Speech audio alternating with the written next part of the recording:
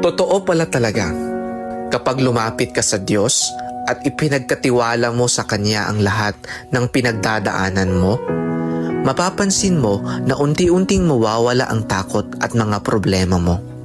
Hindi mo kailangang mag-isa sa lahat ng mga sakuna at pagsubok.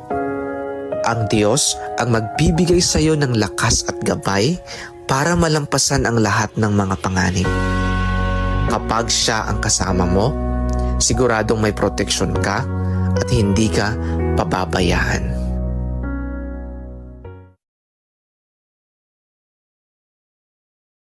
Totoo pala talaga, kapag lumapit ka sa Diyos at ipinagkatiwala mo sa Kanya ang lahat ng pinagdadaanan mo, mapapansin mo na unti-unting mawawala ang takot at mga problema mo. Hindi mo kailangang mag-isa sa lahat ng mga sakuna at pagsubok. Ang Diyos ang magbibigay sa iyo ng lakas at gabay para malampasan ang lahat ng mga panganib.